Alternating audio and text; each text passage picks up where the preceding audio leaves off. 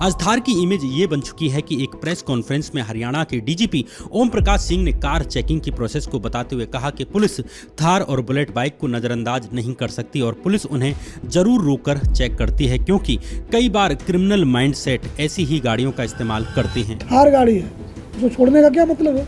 Bullet motorcycle है, सारे बदमाश इसी में चलते हैं। जिस तरह की गाड़ी का चॉइस है आपका माइंडसेट शो करता है। लेकिन डीजीपी के इस लॉजिकल स्टेटमेंट के बाद भी गुड़गांव के एक थार मालिक सर्वो मित्र का ईगो इतना हर्ट हो जाता है कि वो सीधे राज्य के सबसे बड़े पुलिस अधिकारी को एक लीगल नोटिस थमा देते हैं। नोटिस में डिमांड रखते हैं कि डीजीपी अपना बयान तुरंत वापस ले लें, बाकायदा इसके लिए माफी मांगे। वो पूछते हैं तुम्हारे फादर के पास थार है तो तुम्हारे पापा का दिमाग घूमा हुआ है या कुछ बदमाश है, तो लोग आगे अलग ही नजरिए से हमें देखते हैं। उन्होंने इस बयान को लेकर माफी मांगी। अगर थार गाड़ी के मालिक को पॉलिटिकल प्रोटेक्शन भी अगर मिल जाए तो ये एक डेडली कॉम्बिनेशन बन जाता है। इसका परफेक्ट एग्जाम्पल है मध्य प्रदेश के शिवपुरी जिले का। 16 अप्रैल 2026 के दिन बीजेपी विधायक प्रीतम लोधी के संस्कारी बेटे दिनेश लोधी ने अपनी थार गाड़ी से बाइक सवार कुल 5 लोगों को कुचल दिया। इस थार गाड़ी पर विधायक भी लिखा हुआ था। इसमें भी बुरी बात ये रही कि विधायक का बेटा घायलों को अस्पताल पहुंचाने के बजाय सड़क पर ही तड़पता छोड़कर मौके से चल निकलता है।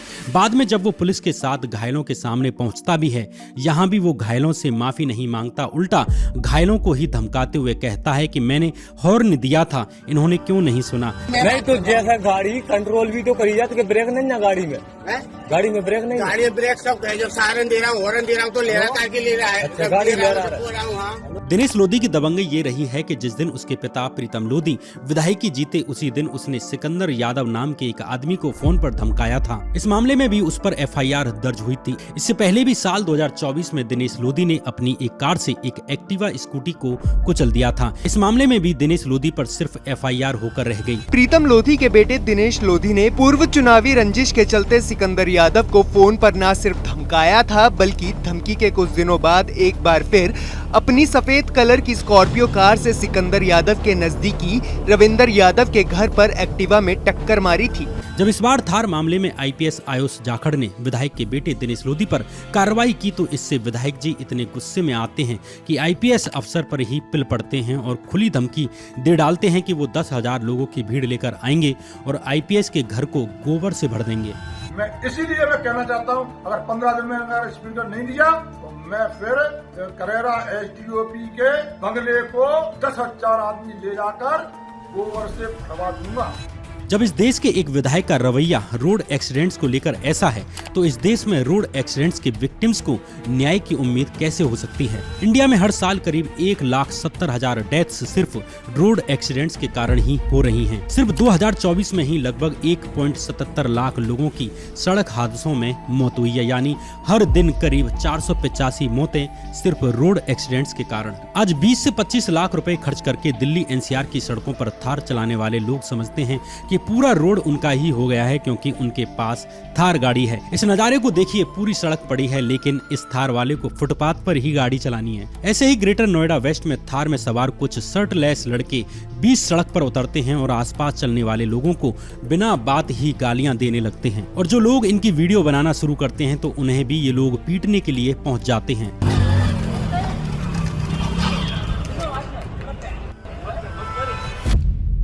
गांव में तो एक थार वाला लड़का अनुज चलती थार का दरवाजा खुलता है और चलती गाड़ी से ही सड़क पर पेशाब करना शुरू कर देता है। ऐसे ही गुड़गांव में नेशनल हाईवे 48 पर एक लड़की थार गाड़ी पर चढ़कर यानी कि उसकी छत पर चढ़कर रील बनाने लगती है और बेखौफ अलग अलग तरह से पोज बनाकर अपने फोन में रिकॉर्ड करती है। सोचने वाली बात यह है कि जिन लोगों को खुद अपनी जान की रत्ती भर भी परवाह नहीं है, उनके लिए किसी सड़क पर चलते किसी आम इंसान की जान की कीमत क्या ही होगी। आज थार वालों की गुंडागर्दी इस तरह चुकी है कि महाराष्ट्र में एक ऑटो एक थार से हल्का सा टच हो जाता है। ट्रैफिक में ऐसा होना कोई बड़ी बात नहीं है, ये नॉर्मल बात है, लेकिन इस थार वाले ने 20 सड़क पर ही ऑटो वाले के साथ मारपीट और तोड़फोड़ शुरू कर दी। जब वहां मौजूद कुछ लोगों ने इसे रोकने की कोशिश की तो इस दबंग आदमी ने उन्हें भी धमकाकर वहां से भगा दिया। ऐसे ही जयपुर में एक थार वाले ने एम्बुलेंस के पीछे ही गाड़ी लगा दी और रात में एम्बुलेंस रोकने की जबरदस्ती करने लगा, वो भी बिना बात के, और वो भी तब जब एम्बुलेंस में एक सीरियस पेशेंट था। ऐसे ही गुजरात के के वडोदरा में एक सफेद थार जिसे 19 साल की एक कॉलेज स्टूडेंट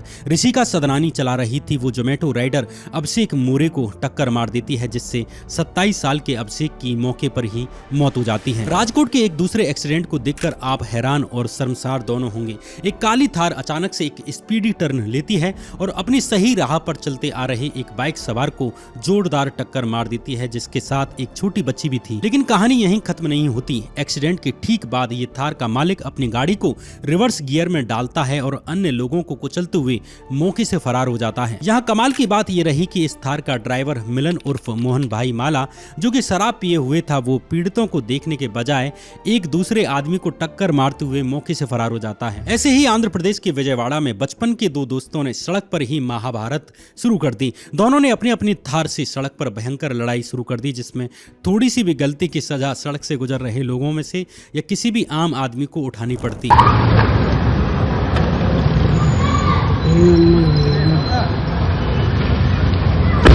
पुलिस के मुताबिक 19 साल के लिंगामणि रोहित और 21 साल के बोल्ला ओम के बीच एक लड़की को लेकर ये पूरी लड़ाई हुई थी। ये दोनों न सिर्फ बचपन के दोस्त हैं बल्कि दूर के रिश्तेदार भी हैं और विजयवाड़ा की एक प्राइवेट यूनिवर्सिटी से BBA की पढ़ाई भी कर रहे हैं। दोनों के ही माता पिता रियल एस्टेट के बिजनेस से जुड़े हुए हैं, यानी कि ठीक ठाक पैसे वाले हैं। ऐसे ही गोवा में एक थार ड्राइवर तेज स्पीड से अचानक से पीछे से आता है और शांति से अपनी साइड में चल रही स्कूटी सवार लड़की को टक्कर मारते हुए निकल जाता है। न उसने गाड़ी रोकी, न उसने देखा कि पीड़ित जिंदा है या मर गई है या उसे हॉस्पिटल ही पहुंचा दूं। उसने कीड़े मकोड़ों की तरह उसे कुचलते हुए ऐसे ही आगे बढ़ गया। एक Thar vehicle rash and negligently drive करून रॉंग साइडीन साकून वचून एक एक्टिवा। थार वालों का इतना गैर जिम्मेदाराना व्यवहार दरअसल एक मेंटलिटी से आता है और वो ये है कि कोई हमारा क्या बिगाड़ सकता है। इसलिए थार वालों की मेंटलिटी को समझने के लिए थार का मॉडिफिकेशन समझना बहुत जरूरी है। महिंद्रा के शोरूम से निकलने वाली ओरिजिनल थार और सड़कों पर दौड़ने वाली थार में जमीन आसमान का फर्क होता है। सड़क पर अपना दबदबा दिखाने और सोशल मीडिया पर व्यूज बटोरने के लिए और ट्रेंड फॉलो करने के चक्कर में लोग इस कार को एक SUV नहीं बल्कि एक मॉन्स्टर ट्रक बना देते हैं। इसमें सबसे बड़ा शौक होता है गाड़ी को और ऊंचा दिखाना, जबकि थार का ग्राउंड क्लियरेंस पहले से ही ज्यादा होता है। लेकिन कुछ लोग इसमें भी लिफ्ट किट्स लगाकर इसे और ऊंचा बना देते हैं और ट्रैक्टर जैसे भारी भरकम टायर्स भी इसमें लगा देते हैं। लेकिन सड़क पर ऊंचे दिखने की ये चाहत फिजिक्स के नियम्स के खिलाफ चली जाती है। इससे गाड़ी का सेंटर ऑफ ग्रेविटी बहुत ऊपर शिफ्ट हो जाता है और गाड़ी अक्सर क्रिटिकल टाइम पर अपना बैलेंस खो देती है। इसलिए जब ऐसी मॉडिफाइड थार हाई स्पीड में होती है या कोई शार्प कट मारती है तो कई बार ये तुरंत पलट जाती है और कई बार ओवर स्पीड के कारण आसपास के राहगीरों में घुस जाती है। दूसरी तरफ ओवरसाइज्ड टायर्स की वजह से गाड़ी का ब्रेकिंग डिस्टेंस भी काफी बढ़ जाता है, यानी अब अचानक ब्रेक मारने की जरूरत होती है तो गाड़ी सही जगह पर रुक ही नहीं पाती। थार गाड़ी को और ज्यादा रफ एंड टफ दिखाने के चक्कर में आजकल लोग छत पर भी भारी भरकम LED लाइट्स लगवा लेते हैं। यहाँ इंटरेस्टिंग फैक्ट ये है कि ऑफ रोडिंग के लिए ये लाइट्स कहीं हद तक ये ठीक भी हो सकती हैं, लेकिन शहर की आम सड़कों पर इनका क्या काम। इन हाई बीम लाइट्स की वजह से सामने से आ रहे ड्राइवर की आंखें पूरी तरह से चौंधिया जाती हैं और यही चंद सेकंड्स का ब्लाइंड स्पॉट सड़क पर किसी बड़े एक्सीडेंट की वजह बन जाता है। जब एक कम उम्र का लड़का या लड़की जिसे ठीक से ड्राइविंग का भी अनुभव नहीं होता है, इन मॉडिफिकेशंस के बाद इस टैंक जैसी दिखने वाली गाड़ी के ऊंचे हिस्से पर बैठता है तो उसके अंदर एक गॉड कॉम्प्लेक्स पैदा हो जाता है। उसे लगने लगता है कि सड़क पर चल रहे बाकी लोग या छोटी मोटी गाड़ियां या पैदल चल रहे लोग तो बस कीड़े मकोड़े हैं, उन्हें वो कभी भी रौंद सकता है और कभी भी इन्हें रौंद कर निकल सकता है। इसी मानसिकता की वजह से जब थार चलाने वाला कोई शख्स गलती करता है तो वो रुकता भी नहीं है। दिक्कत लोहे के इस 4x4 स्ट्रक्चर में नहीं है, बल्कि असली दिक्कत आदमी की टॉक्सिक मेंटलिटी में है, जो स्टीयरिंग पकड़ते ही खुद को दूसरों से बड़ा समझने लगते हैं। इसलिए जब तक हमारा सिस्टम और हमारी पुलिस इन हरकतों को प्रॉपर एक क्राइम की तरह नहीं लेती और स्ट्रिक्ट एक्शन नहीं लेगी, तब तक सड़कों पर चल रहा ये तमाशा, ये जानलेवा तमाशा बंद नहीं होगा। ऐसे मामलों में सिर्फ चालान काटकर छोड़ देना कोई इंसाफ नहीं है, क्योंकि जो लोग इस तरह के स्टंट करते हैं उनके लिए 1000-10,000 रुपए के चालान कोई बड़ी बात नहीं है। असल में ऐसे लोगों का ड्राइविंग लाइसेंस हमेशा के लिए कैंसिल कर देना चाहिए, ताकि इन लोगों की वजह से बाकी लोगों की जिंदगी रिस्क में नहीं रहे। भारत का मोटर व्हीकल एक्ट 1988 और उसकी धारा 52 ये एकदम साफ साफ कहती है कि कंपनी ने आपको जैसी गाड़ी बनाकर दी है, यानी जो डिटेल्स आपकी RC बुक में छप चुकी हैं, आप उनके साथ कोई भी छेड़छाड़ नहीं कर सकते। यानी गाड़ी की ओरिजिनल स्ट्रक्चर से किसी भी तरह की छेड़छाड़ पूरी तरह से इलीगल है। लेकिन इंडिया में इस इलीगल काम का पूरा मार्केट धड़ल्ले से चल रहा है, जो बताता है कि भारत की पुलिस अपने लोगों की सेफ्टी को लेकर कितना कम सीरियस है। इसलिए भारी भरकम टायर्स, दबंगई झाड़ने वाली लाइट्स और कान फोड़ू हॉर्न के साथ भी ये गाड़ियां चेकिंग पॉइंट से भी बड़े रौब से निकल जाती हैं। अगर कहीं कोई दिक्कत आ भी जाए तो ज्यादा से ज्यादा कहीं 500 रुपए, कहीं 1000 रुपए पकड़ाने से ही काम हो जाता है। और अंत में बात डिट्टो की, जहां पर आप इंश्योरेंस को लेकर फ्री में मास्टर क्लास ले सकते हैं, जहां पर सिर्फ 2 सेशंस में सिर्फ 2 घंटे देने पर आप इंश्योरेंस की बारीकियों को समझ सकते हैं और ये फैसला आपकी जिंदगी का शायद सबसे अच्छा फैसला साबित हो सकता है। इसके लिंक आपको कमेंट बॉक्स में और डिस्क्रिप्शन बॉक्स में आपको मिल जाएगी। इस वीडियो को देखने के लिए आपका बहुत बहुत धन्यवाद।